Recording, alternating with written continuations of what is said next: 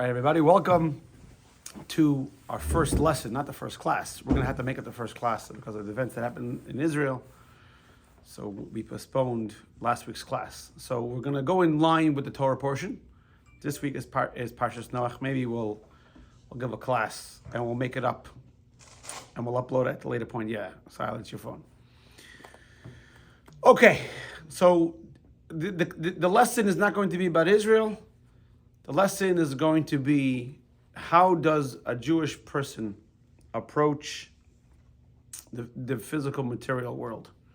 Because for centuries, everyone has known that there's two different existences. There's spiritual and physical material. And it's the constant fight. Struggle, I should say, not fight. Struggle between, do I indulge myself more materially, or do I become more of an ascetic and become more spiritual? So can I enjoy myself materially by being a spiritual person? So most people argue you can't. So you have God's values in the Torah, right? So the values are the values. You can't compromise. If you want to be religious, this is the way it's got to be. So society says one thing. If you have the values of whatever religion, in our case, it's a Torah. Society says one thing. We tell everybody, go fly a kite. We're not going to integrate, so to speak, into society.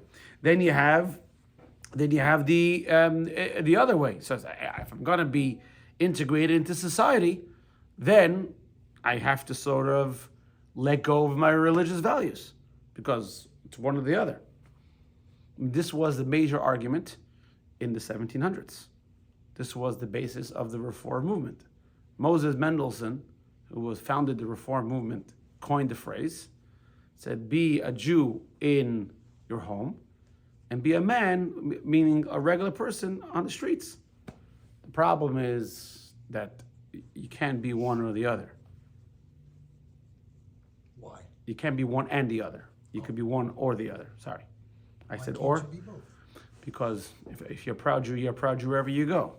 You can't be religious in your home, and if you keep kosher, you keep kosher.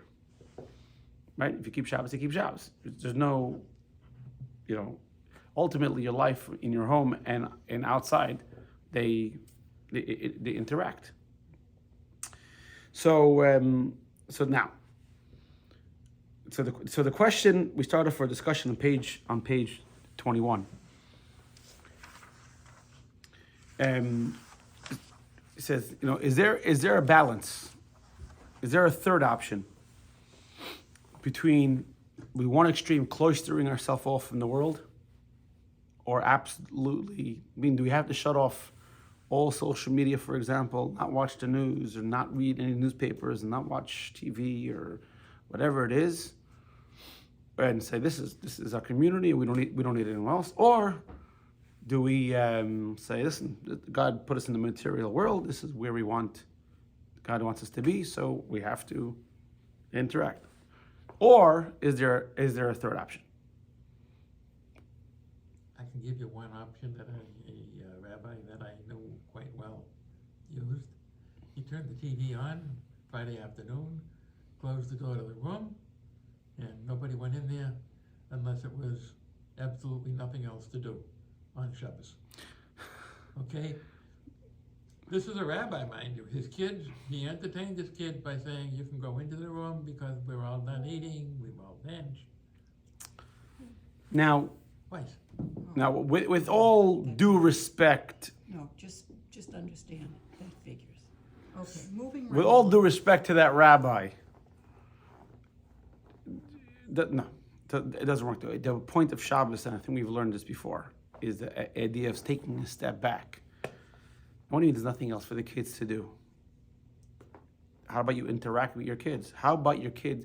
The idea that the kids have nothing else to do is the greatest stupidity and fallacy that modern society has created. What did kids play with before they had TV? They entertained themselves. My kids have plenty of toys at home. My kids never, ever say I'm bored on Shabbos. Never. During the week, when they have access to video games and and silly dumb videos on YouTube that they watch. If I take it away, okay, all right, no more. They sit down on the couch, bored, right? On Shabbos, when it's not an option, they're not bored. So that's, this is what I was talking to someone saying. This is what I was talking to somebody, and I was saying the hardest thing for people that become religious or convert to Judaism is the absoluteness of it. That means when we say there's no phone or TV on Shabbos, it's absolute. There is no, in this case, if you want to tell me, the Red Sox were in the playoffs, or one time his evil inclination got the better of him, but to have it as a standard, we can never make our weakness the standard. Not to upset you, but the GM of the Marlins may be going to the Red Sox. Well, because the Red Sox fired, a frum Jew was a GM of the Red Sox, Chaim Bloom. Oh, I didn't know that. When they fired him, yeah. That's why. Listen, the Marlins have always Is that been. why they're not in the playoffs? They're blaming him. Yeah. All right, so But let's. the one thing that you were saying about, what do kids do? I always, every now and then, across Facebook or something, I see that the one thing, it's a thing going around. What did we do when in the 1950s, early 60s? We drank water out of a hose. Yeah. We rode I've our seen. bikes. I've seen that video. We Yeah. we drove in cars without seatbelts. Right. And we survived. So Yeah, obviously, kids today live in a much more indoor environment. I mean, we live in Florida, so for sure. I mean, I think you grew up down here. We grew up in the Northeast. So we grew up in a much more outdoor environment. Generally speaking, we grew up in a more outdoor environment. In Miami, I mean, half the year it's. we didn't have an air conditioner in our house until 1960, when they started building all the condos along Right. Route 1 and Biscayne Boulevard. We used to get the greatest breeze coming off the ocean in the summertime. August was the only month that was really true. Okay. Let's Air conditioning in the house? let's get back. When you were a kid, you ever have air conditioning in the house? Let's get back to we had air conditioning, but my father didn't let us use it because it was too much electricity. We just I opened always- the windows. I lived up, Right. Miami always- Beach. I Right. lived I on mean, the truth beach. is, as a kid, we went to Catskill. So let's go. Let's learn. We're going to learn about Noah. We're going to learn about Avram. We're going to learn about Moshe. To try to find a lesson of how do we have an interaction? What's our approach to the material world versus spiritual, all the balance. So just to give you a little bit of preview, we're going to have here the ideas of faith and the idea of reason. And are they opposite? Do they interact? Let's start off with Noach.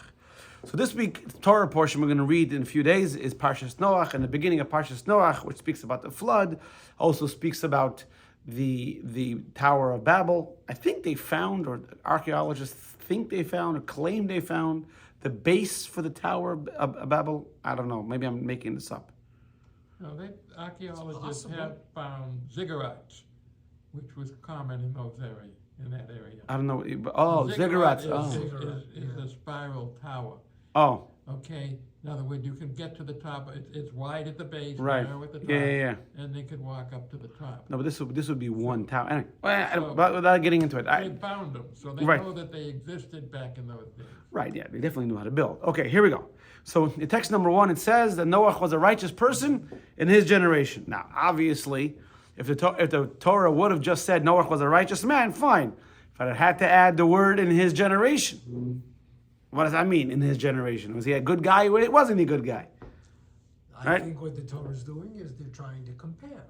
So the Torah says, so Rashi explains that, yeah, in his generation, he was a good guy. But if he was in a different generation, he was a regular guy. Doesn't say he was a bad guy. He was a regular guy, right? So the Torah makes it sound like Avram and Noach didn't live at the same time. The truth is they did live at the same time. Noach lived a very, very long time. Noach, when he had kids, is 500 years old. The flood happened when Noach was 600 years old.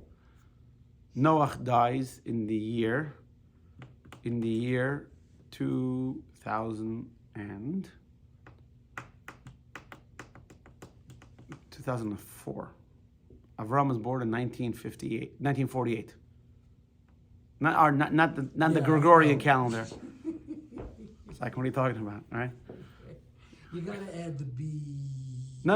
It's not. No, it's not that. No. No, it's not, because I don't know what it is in Gregorian counting. It's 1948 of our counting. So we say this year is 5784. So according to that count, Avram was born 1948. It's about 4,000-ish years ago. So we see here that Avram, text number 3. Avram was 58 years old when Noach passed away. So why are we saying that if Noach were to live in Avram's time, he'd be considered nothing? It's like Avram was 2 years old when Noach passed away. Avram was an adult, 58 years old. Already by the time Avram came around, people weren't living such a long time. We know that, before the flood, people were living 700, 800, 900 years. Methuselah lives, 960 something years, right? Noach lives a long time, but already by Avram, people were living less. 180, 190, 200. By the way, people think of these numbers as crazy. There was a study done recently that they think people can live, reasonable that people can live till 120 years old. Just came out. I read somebody who, I think, was it in Maryland or Pennsylvania? There were 113. Yeah, but those are an anomaly. Well, But this they're study, outliers. I'm saying outliers. The study is saying this can be sort of the norm. All right. So, if you look at Rashi carefully, it doesn't say that Noach was a bum. That role is reserved for Ira, right? And it doesn't say that Noach didn't do any good. Noach did do good. In fact, Torah tells us that it took Noach a very, very long time, 120 years to build the ark. Why? The ark wasn't Union. exactly until he can get permits and Get a permit. Yeah. workers' comp and I yeah. had to get a permit because I want to remove a swale tree from my house. See, Root system. Noach probably had to deal with the HOA also, the union, the HOA, the city. No wonder it took so long, right? Gotta get an architectural plan approved. Exactly. So what it says that the whole purpose of Noach building the flood was to forewarn and to try to convince people to change, to either join him on the ark, or best case scenario, enough people would repent, the world would not deserve destruction. In actuality, none of those happened. Only Noach and his family entered the ark, which is we're not going to get into how that looks upon Noach. But Rashi is not comparing Noach to Avram, by the way. Rashi is saying, if you compare what Noach did for his generation compared to what Avram did for his generation, you can't compare. Noach tried to teach people, but nothing happened.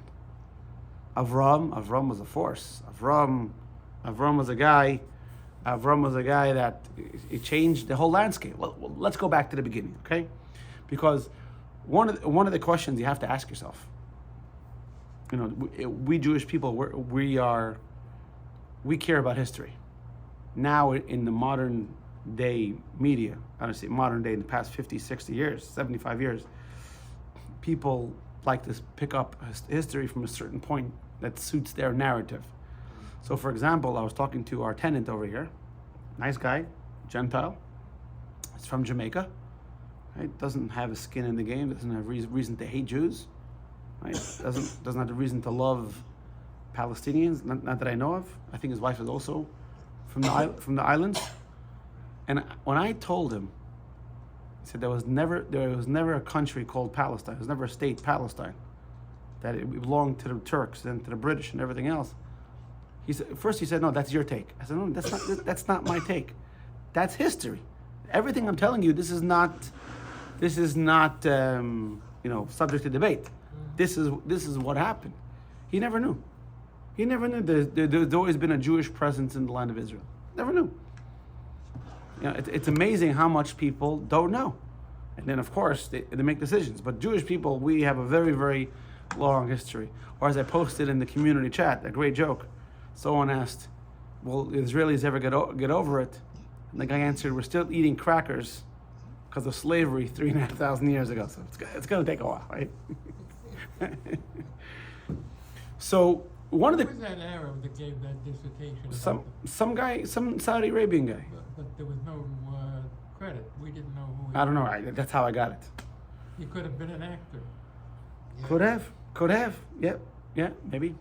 But the message is still right. So the Good, but yeah. So the one of the questions historically, if you take the narrative in the Torah for what it is, God spoke to Adam. So we have to reasonably assume that Adam and Eve believed in God. Wait, one second, right? Yes? Yeah, okay. And Cain, also God spoke to him. He said, where's your brother? So Cain believed in God also. So, and you also have to, I think it's reasonable to assume that Adam spoke to his kids about God, right? He said God, in fact, the Gemara tells us that there were 6 laws given to Adam, and later to become the 7 Noahide laws. It's called a Noahide because 1 more was added, which the cruelty to animals one, because before the flood, humanity was not allowed to eat any animal.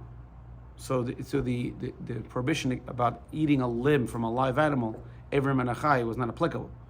So the seventh of the Noahide commandments, which is roughly contempt, to put it in modern day terms, cruelty to animals, was only given to Noach. But the other 6, belief in God, no idols, no swearing in God's name, no treating people like objects, no murder, and have a court system, that was given to Adam. So the question is, where did everything go so wrong? Right? I mean, let's say for example, right? Why am I a Yankees fan? 'Cause in my house, we grew up, all my brothers and everything were Yankees fans, right? And why am I an observant Jew? Because my father believes in God, so does my mother, sent me to an observant school, and they taught me these things. So you have to believe Adam and Chava taught, and Adam and Chava, by the way, lived for a very long time. I don't know how long Chava lived. Adam lived 930 years. It's not like after the sin of the tree of knowledge, he died, and there was no one there to teach humanity. How did we get from God speaking to Adam, and very, very shortly afterwards, because you have Adam, Shes, Enosh. Enosh, we read in last week's Torah portion, is the one that started with idolatry. The question is how? Because we know Abraham and Noach spoke about godliness. You see over here on text 4a, 4b, talks about the Adam transmitted. It's in the Medrash. So where did things go so bad that Abraham is considered, and you'll see in text, starting in text number 5, 5a, 5b, when Maimonides talks about Abraham in these glowing terms. I mean, not that he doesn't deserve it, he's Abraham. But until the mighty one was weaned, and he began to explore. So what happened? What happened was that Enosh came up with this idea, which is, logical, just to tell you how logic can sometimes lead you down the path of destruction. Enosh's logic was this: if God created all these celestial beings and all these great powers that are a lot more powerful than us, and they serve God, right? God created the sun and God created the moon and whatever it is. Wouldn't it make sense? Wouldn't it be fitting to also not only praise and give credit and thank God, but also his cabinet, so to speak? Because when you thank the sun, Enosh reasoned, you're also thanking God, because who created the sun? God. That was his logic, and you can see the logic. The problem is the sun is just a Big ball of gas that's burning. right. It's just a tool that God uses. It has no. It's almost like Larry's. You're very good with your hands, and you have a lot of tools. Larry does me a favor, and I go to Larry's tools, and I thank them. Well, that's nonsense. Or borrows a drill press. Right. And the When- drill but- press says, By the way, when you were returning my drill press? So We're talking about Yeah. all of the descendants. A question: how many children did Adam and Eve have? 3.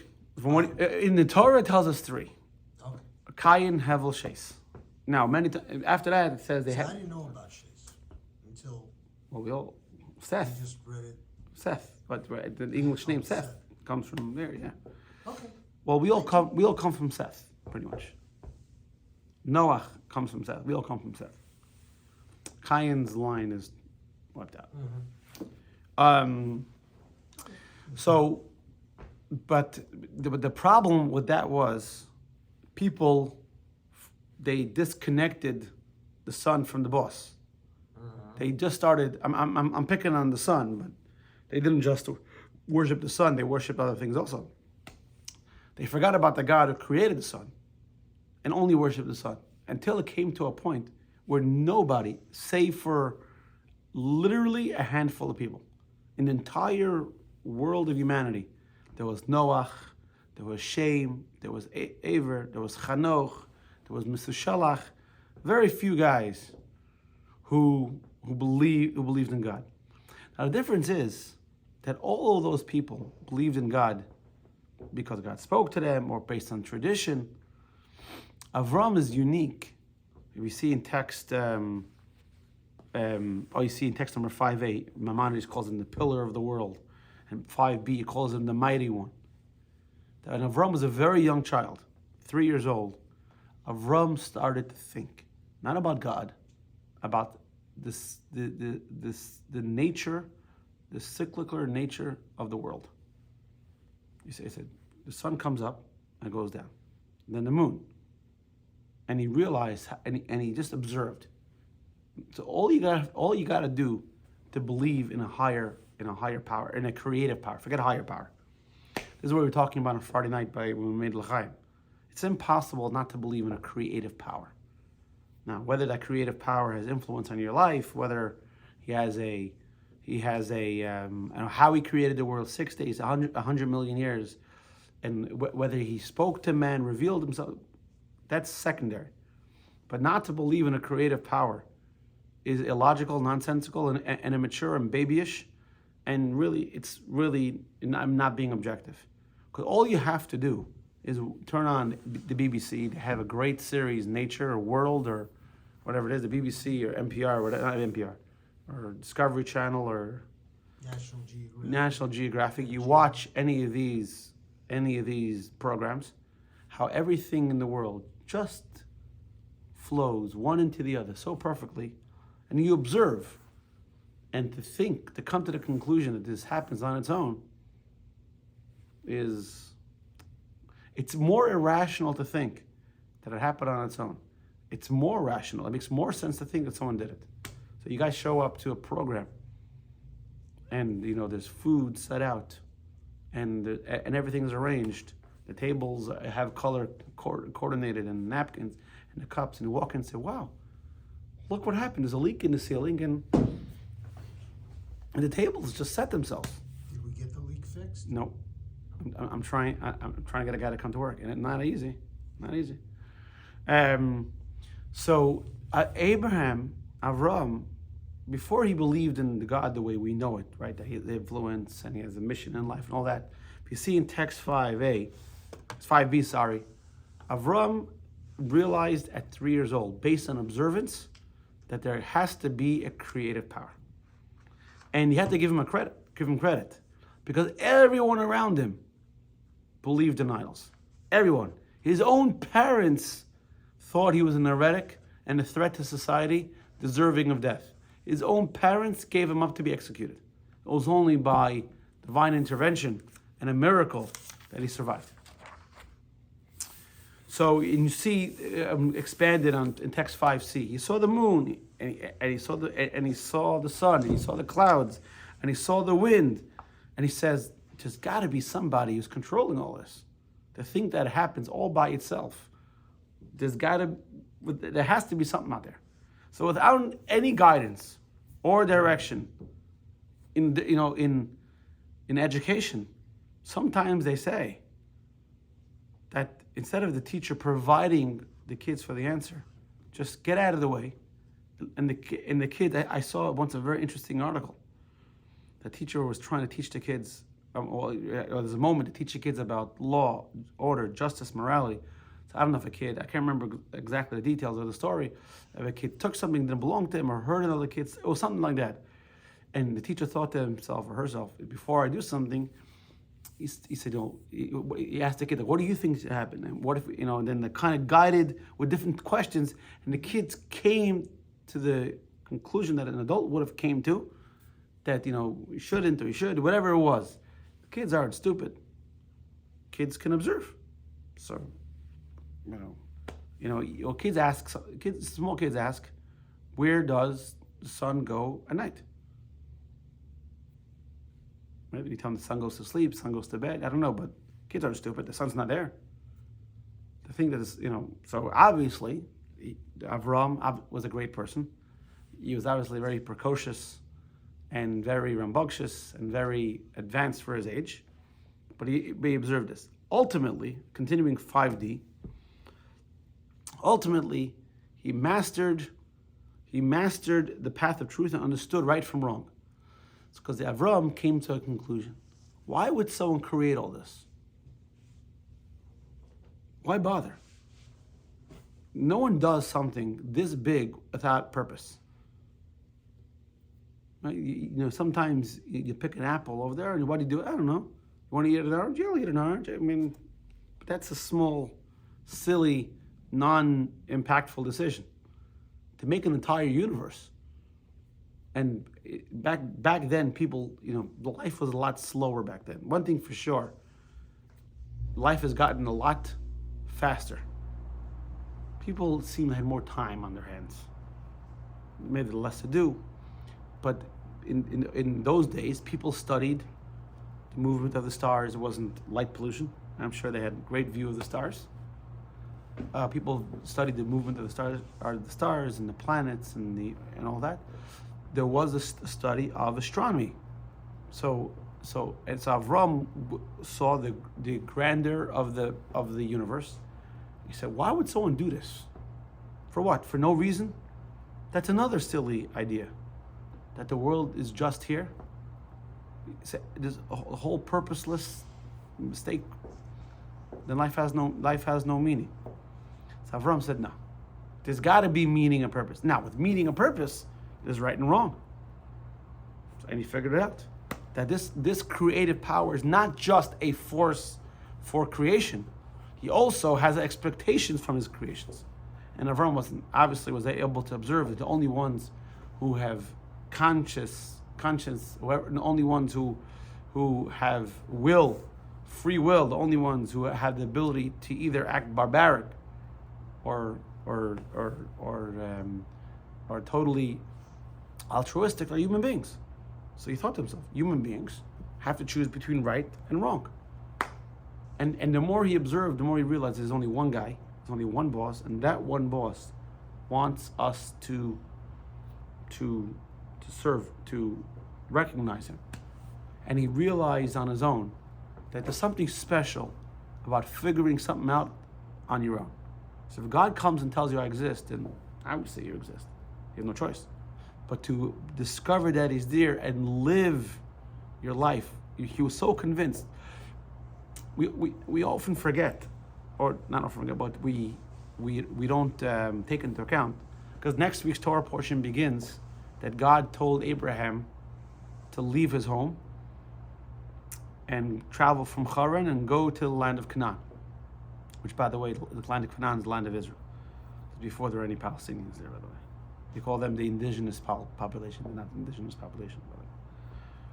Did I post in the community chat that link, that thing that Bill Maher said about calling Israel colonizers? I'll post it. Anyway. So many people say, I don't understand. Why was Avram such a big deal? God spoke to him and told him to leave. So of course he would leave. If God spoke to me and told me to move from Pembroke Pines to Israel, I would do so also, even now. But people don't realize is that wasn't when Avram was 75 years old. Avram was believing in God, and not only believing in God, but preaching about it for already 30, 40 years. So all this time, Avram was he was so sure that he was right, and everyone else was wrong. That's why he was called Avram the Ivri. You know what Ivri means? Ivri means the other side, because he had him on one side and society on the other side. So you imagine you are so convinced of something, and everyone says you're crazy. Not easy. Not easy to be the odd man out. Oh, I know. What do you mean you You're know? hard enough to start with, so. Exactly. Well, let's see, when did Hurricane Andrew hit? 92. 92. So for at least 8 years, when I taught weather in my science classes and we got to hurricanes, I said, well, Hurricane Andrew was a category 5. And the kids would come up, no, I looked it up, they said it was a category 4. I said, no, it was a category 5. You look at the type of destruction it caused, it was a category 5. Finally, 8 years after it happened, researchers came out and said it's a category 5. Yeah. And then they came out, but it takes them 8 years to admit mistakes. The problem is, the official anemometer was destroyed by the wind. Yeah, and then it was blown away. So, Right. So Avram spent 37 years processing, because something as complex as God and his interaction with the world and his mission for man. Because remember, when you are the only guy, and you're the one that everyone's coming to with questions, and your answer is I don't know. That's what I believe. That's not an answer. You got to have an answer. These people were bowing down to not tangible, but perceptible deities, and it makes sense. You think they were stupid? They see how the sun affects plants. They see how the moon affects plants, right? The tide and everything else. People observe nature. That's why they bow down to the sun and the moon. They're not. These people weren't. The biggest mistake we make is to think that our ancestors were idiots. We're stupid, mindless idiots, and we got it all figured out. No, maybe they didn't have electricity. It's true, but these people were far from idiots, and they were not stupid. They worshipped because they observed. They observed the sun's impact on the land and the moon and whatever it is, and the astronomical movements and everything else. That's why they worshipped it. So Avram comes and says, guys, no, you don't understand. All these things you're worshiping, yeah, they have an impact, but there's an invisible guy in the sky who's controlling all this that you can't see, you can't talk to, and he doesn't talk to anyone, and he wants you to worship him. How do you worship him? Well, you probably shouldn't kill and steal and all that. What are you talking about? If God didn't want me to take your stuff, he wouldn't have made me stronger than you. God wants me to take your stuff because I'm stronger, right? So everything was logical based. So it took Avram a long time, 37 years, to kind of work through all the kinks in his theory. And then you see text 5e, Maimonides says, only after understanding all this, then he started preaching. Then he went to guys and said, all right, now you're all crazy. And he went to Ur Kasdim, and he debated with them. And then the famous story where he shattered his father's idols. You familiar with that story? Mm-hmm. Right? And His father said, how could they do it? Abraham said one of the idols did it. right. Yeah. He was, well, it wasn't me. So his father said, but they can't move. So why do you worship them? Right? So but great argument. And he told them, to God alone, it's fitting to bow, and conversely, it's fitting to destroy and break all the other idols, because these idols they don't assist God; they're an affront to God. Because God, unlike human beings, that's one of the mistakes that humanity has made throughout its history, is that we view God through our lens of experience. That's our mistake. So because we're limited, because we need assistance, how can it be there's a infinite being that doesn't need assistance at all? So Abraham says, no, you have to smash it. Now look at what Noach did. Let's compare it to Noach, for example, right? Noach, tried and spoke to the guys. Listen, guys, there's one God. He's very angry. You got to stop misbehaving. If not, he's gonna destroy the world. We're not looking at Noach or Avram per se. Noach is a good guy. We're looking at what impact did he have on his generation. Avraham, a lot of people dropped idolatry.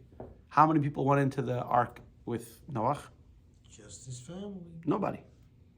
So that tells you that this is what Rashi is saying. That if Noach was in Abraham's generation, he's not important, because Abraham was all about making an impact on his generation, talking to people about what's the truth. There's a story, I don't know exactly who it's worth. There was a man, he was away on vacation, and his house burned down while he was on vacation. He comes back to the smoldering ruins of his house, and people are around him, comforting him. And he said two blessings. Number one, he said, Baruch Dainamis, blessed is the true judge, which is a blessing we make when a tragedy happens. Right? Then he said the blessing, Shelo Yasani Goy, should not make me a Gentile. Someone asked him, what does that got to do with the price of tea in China? He says, because I was born an idol worshiper, and my life was all about material stuff, then my whole life would be destroyed.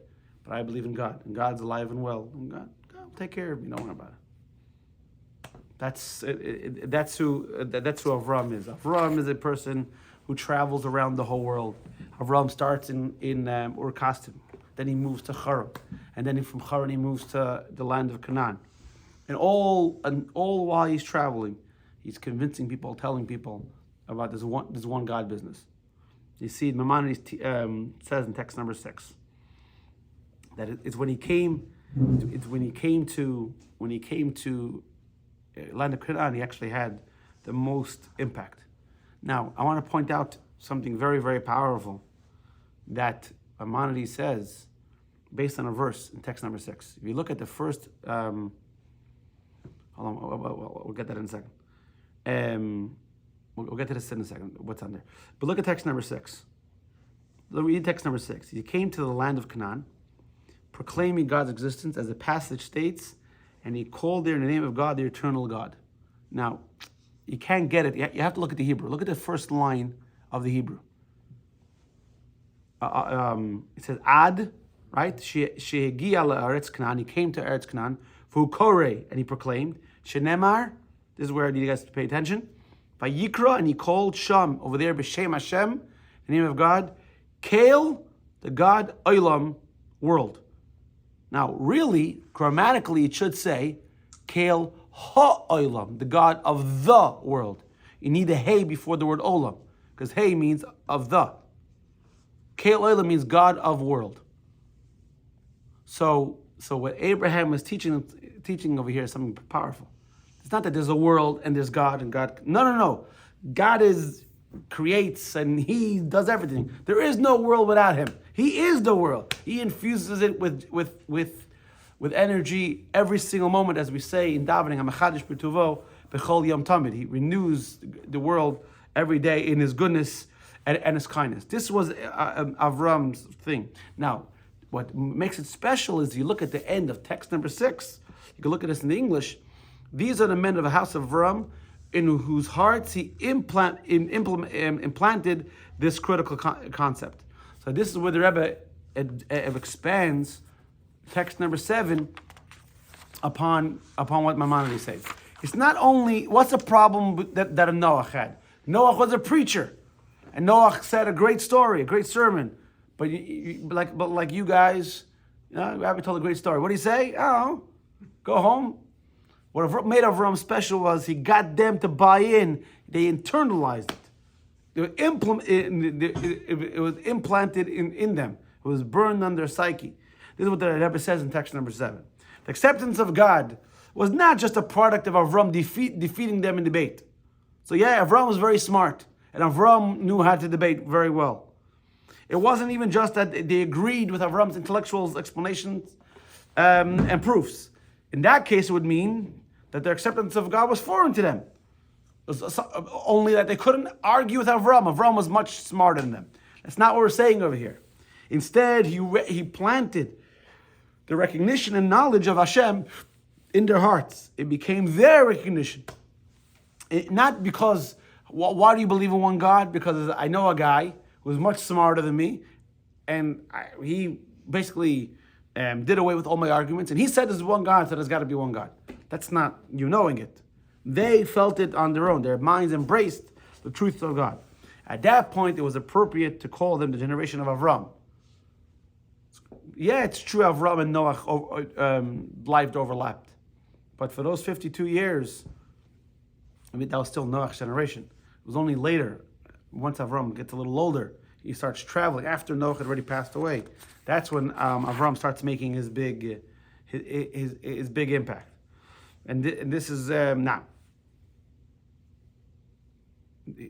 But here we run into an historical problem. The problem is that not everybody who Avram taught remained believers in one God. Not only the people he taught, his own kids didn't. Look at text number 8. Text number 8 says that Avram taught Yitzchak and Yaakov taught his sons. Everyone believed in one God. Very, very beautiful, very good.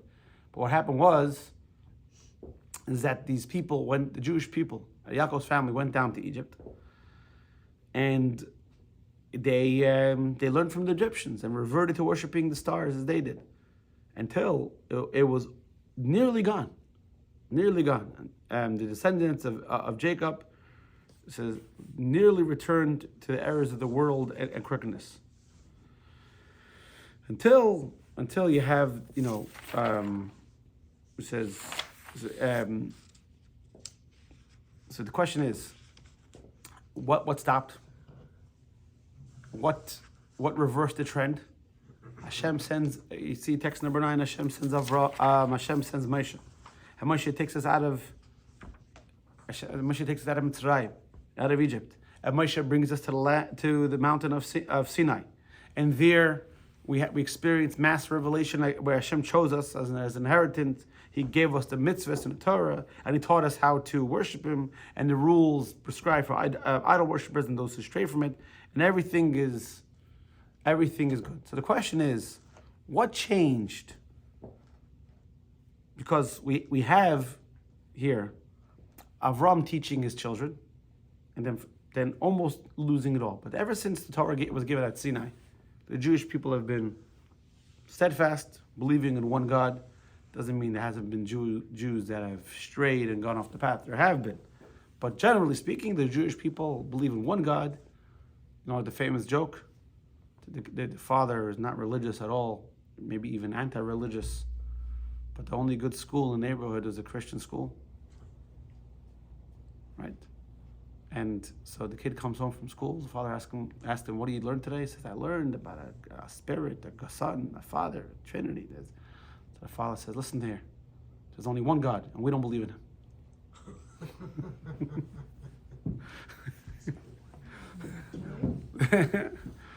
But that's the story of the Jewish people. So what happened with Moshe that didn't happen with Avram? How come by Avram? It says we're going to learn in next week's parsha. Avram made a lot of souls. What does it mean he made souls? Rashi, based on the Medrash, says that a lot of people bought into monotheism. What happened to all those people? They're not the Jewish people. That's not Avram's children, because that happened way before Yitzchak was born. Next week is Parshas Lech Lecha. Yitzchak is not born until the end of Parshas Vayera, which is it says when Avram left Haran, he took with him his possessions and the souls he made in Haran. Yitzchak's not born until 25 years later. So these guys are obviously not Jews. What happened to them? So it says they reverted back to idolatry. And here we see. So what did Moshe do right that Avram didn't? Or maybe Avram did everything right, but just something else happened. Something more happened. So here we get to one of the ideas we started up the class. The problems with human beings is we have a very hard time accepting our limitations.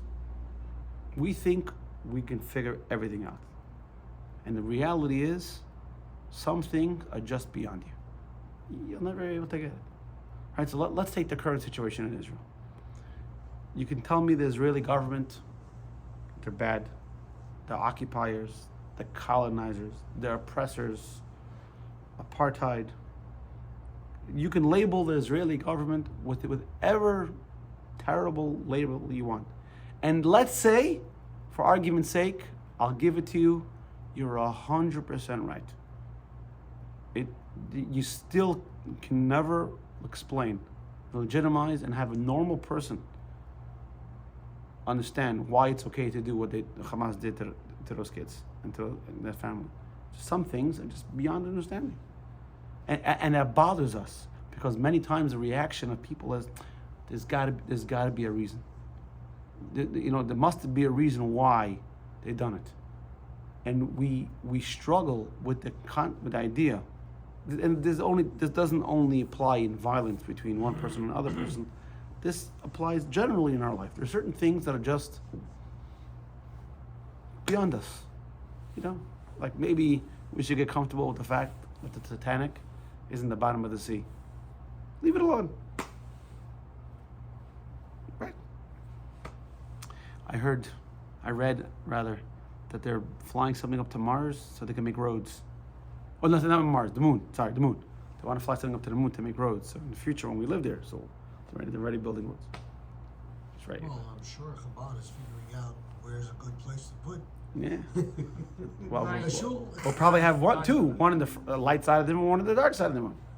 Well, actually, the best place to put We it don't like those guys on the is dark at side one of of the the moon. poles where the light, doesn't really change very much. Right. We'll figure it out. We don't like those lit fucks. Exactly. Yeah. So the reality is, and this is God forbid, I'm not going to say the words that Avram did something wrong. Obviously not, but this is where Avram's method was lacking, not for himself, because Avram approached it from a logical point of view. Right? Think about it. Now, he told people, "Come on, guys, take a step back. Stop. Put aside your emotion. Let's think like objective adults. Do you think this rock, this statue, really has power? I mean, if you could destroy it, I mean, it was formed by you, the mason, and you're saying this has power. Does that really make sense to you? Come on, think about it. And after a while, fire equals hot. They figured it out. What was lacking there was the people's investment in the belief in God and his mission for humanity was solely based on reason. So you could be the smartest guy, but there's always going to be somebody who can argue and plays doubts. So I know we're jumping ahead because we just started the book of Genesis, but in a few months, we're going to start reading the book of 3 months. We're going to start reading the book of Exodus. Moses goes to Pharaoh and says, God says, take you out. And Pharaoh says, I don't know God. So from the text, it looks like that Pharaoh was an atheist, didn't believe in God. If you go to an atheist and say, He was a god. huh? He thought he was a Exactly. god. So what did Pharaoh mean when he said, I don't believe in God? What does that Does it mean? say I don't believe in God or I don't believe in your God? What Moses was telling him was that there is only one God. The God of the Egyptians and the God of the Hebrews. This isn't a fight between my God and your God, and I'm going to show you that my God can kick your God's butt. No, there is only one God. And Pharaoh said, what are you talking about? Wait, there's the ocean and everything. There's so many different species in the world. How could one being, it's logically impossible. How can one being control everything? And he's right, logically it's impossible. But that's okay.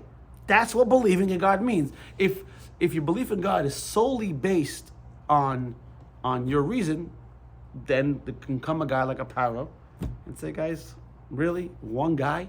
And the Jewish people said, no, maybe granddaddy was wrong. Well, you know, God has a sense of humor. Well, for sure. So that's Platypus. Exactly. so look at text. Look at text number 10. The Rebbe explains what went wrong with the Jewish people. What's wrong with only logical faith? We must know that we can't rely on ourselves to build a relationship with God on our own cognition. Our minds can't be our defense, our iron dome, a bulwark against idol worship. Nor can they be our only reason to embrace and serve God. To shield them from the sin of idol worship, our ancestors required a key factor, which is their revelation at Sinai, when Moshe brought them to Sinai, gave them the mitzvahs. Not only was their acknowledgement of God inspired by God, but so was their worship. Unlike in Avram's day, this is very important, when they worship God because they learned that God is the only one worthy of worship, and that is the proper way, the posture before Him. Offer sacrifice, whatever. The secret to Jewish endurance is to know that we worship God because He instructed it. That means, so there's a, like you guys have been coming here for a while, you understand that is a mixture of both. We don't want blind faith. Why do you believe in God? I don't question. You know, that's it. You know, I don't want to know. It's good enough for me. God, that's not good. Because then you're a small child. An adult has to try to invest as much as he can to understand, but at the same time understand that you're limited in how far you can get. So your belief is infused with, number one, your investment of your intellect, but number two, the idea that there was a godly revelation who said, listen, whether I understand it or not, whether I feel like it or not, whether it makes sense to me or not, God commanded it. So say if I understand it, it's better. It obviously is better if I understand it. If I don't understand it, it'll still. By the way, so let's go to, now we're suffering through anti-Semitism. I was talking to this guy, my tenant. We're talking about the history of anti-Semitism. This guy had no idea. Right? Part of the Christian Europe and in the Muslim Africa or North Africa, one of the things they went to the Jews and said, we're obviously right and you're obviously wrong. The proof is that you are subjugated and you are beaten down, exiled from your land. God obviously forgot about you. Now, isn't that a reasonable argument? If God's on your side, how come He allows you to lose so much? You're in the diaspora, your temple has been destroyed twice, you haven't had a king in who knows how long, all the people kill you, do whatever they want to you. Obviously, God forgot about you. Isn't that a great logical argument? Right? We'll try not to be biased. If you're a religious person, you believe God's on your side. So you should win. At least some of the time, right? The Jews never win.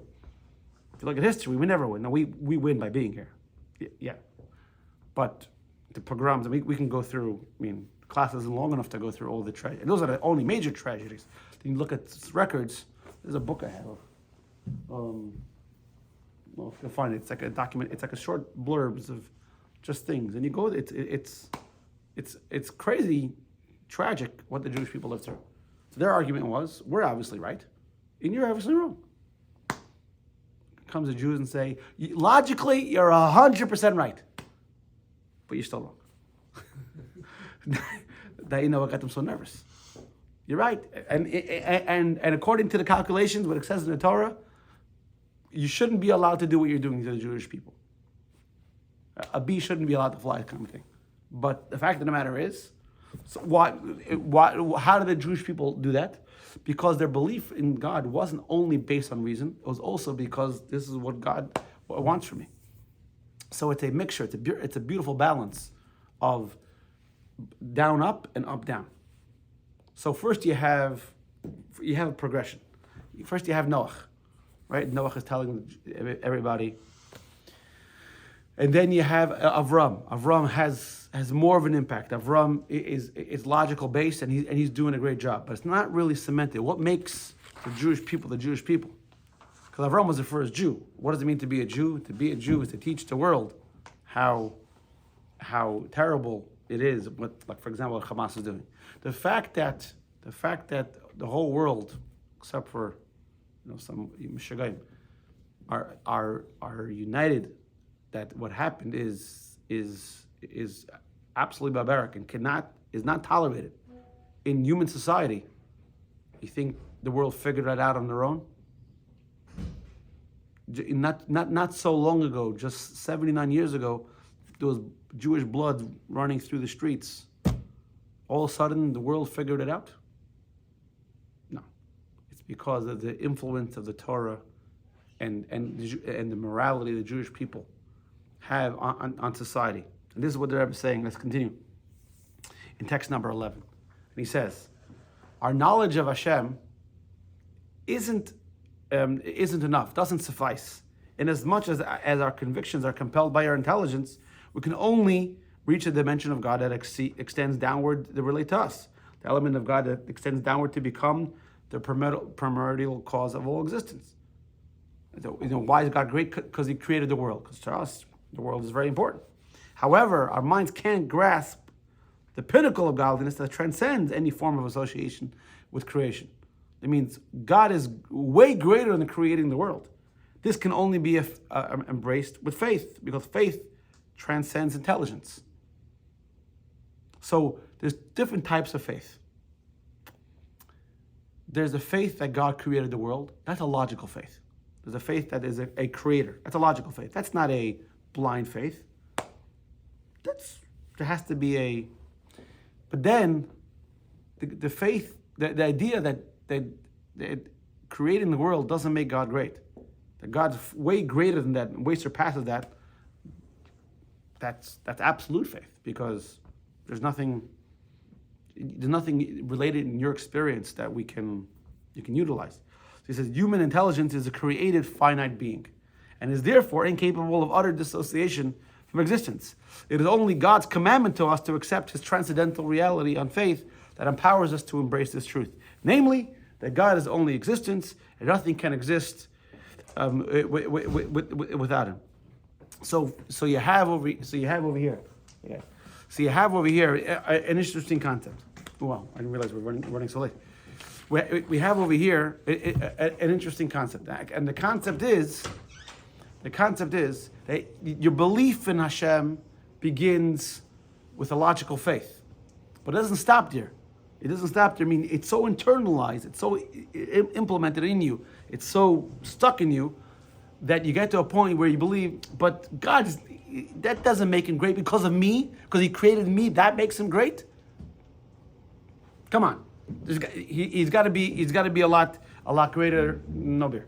He's got to be a lot greater from that. This is why Noach comes first, and then Avram, and then Moshe. So let's take for an example. Let's take a quick example. Let's say you have a deep. I think there's certain things that scientists know a lot about but don't know everything, right? I think quantum mechanics. They know sort of how it works. They don't understand why it works. Something like that. They know the how. I still don't know anything about electricity other than it works. Okay, but there are people that let's take electricity. Okay, You go over to a professor who studies electricity in the greatest MIT, whatever it is, and you ask him a question and he doesn't know, he'll say, I don't know.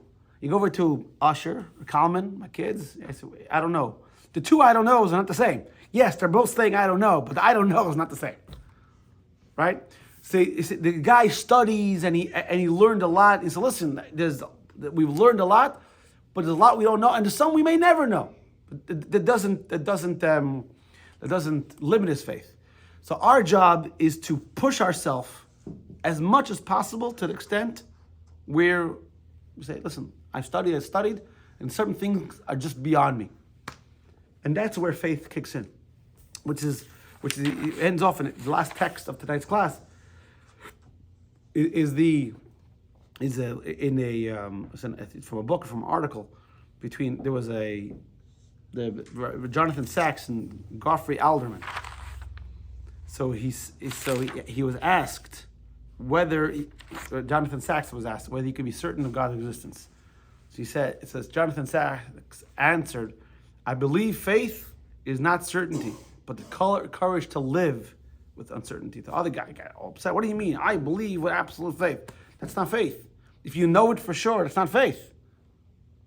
Do you believe the table's here? No, the table's here. It's not faith.